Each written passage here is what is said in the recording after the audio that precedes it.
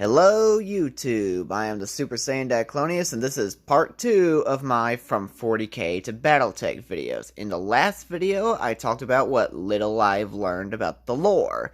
In this video, I'm going to talk about the game. I'm also going to talk about the company a bit, and why us 40k players might have a bit of an advantage against traditional Battletech players.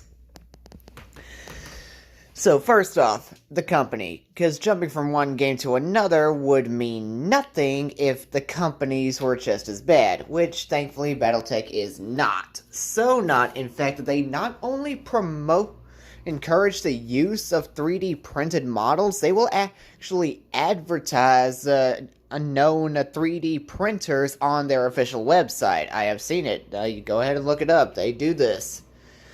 Yes, they also have a rule book for creating original mechs. So if looking through the long list of canon mechs that doesn't suit you, you could just look up these rules and whip out a 3D printer and build your very own mech.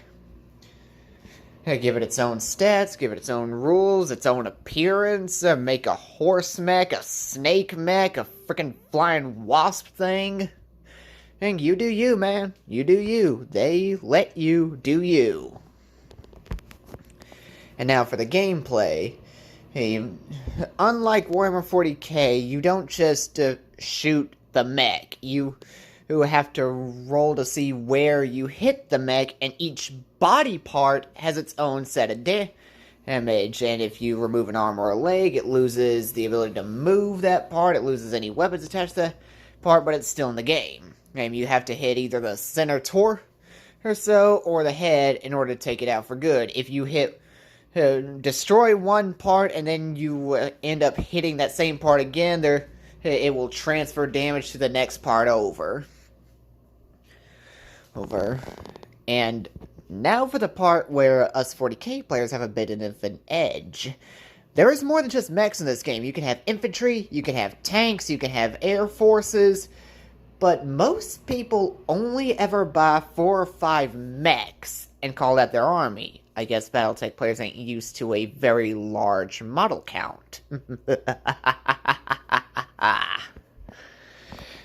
Also, infantry in this world knows how to wreck a mech.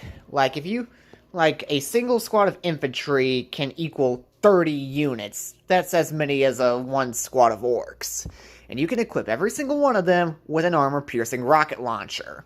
Meanwhile, most mechs are equipped with anti-mech weaponry, which is armor-penetrating rockets or a sustained laser fire, and these don't do nothing against a large squad of infantry. Like, you'll kill 1 or 2 guys per shot.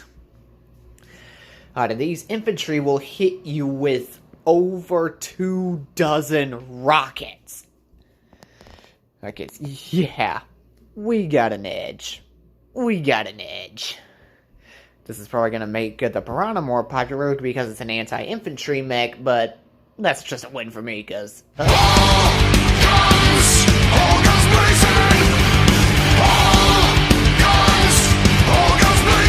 Oh, yes, I love the Piranha.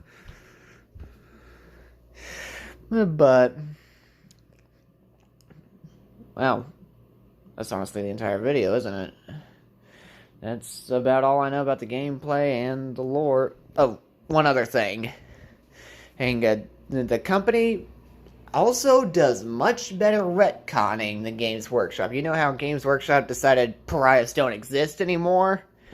Well, a long time ago, back in the 90s, Battletech had an animated series, and it was your stereotypical 90s animation. Like, if you like Transformers, you'll love this. You can find every single episode free on YouTube. I've watched every single episode. I enjoyed it. You'll like it. But it wasn't exactly canonical to Battletech. Like, they did not do all of the lore aspects right. They made the clans sound more evil than they actually are. Or so. So, Battletech retconned it as an in-universe TV show as the inner sphere propaganda against the clans. That is how you retcon. Get wrecked, Games Workshop. Alright, I think that's about it. Yeah, I can't think of anything else to say except goodbye, YouTube.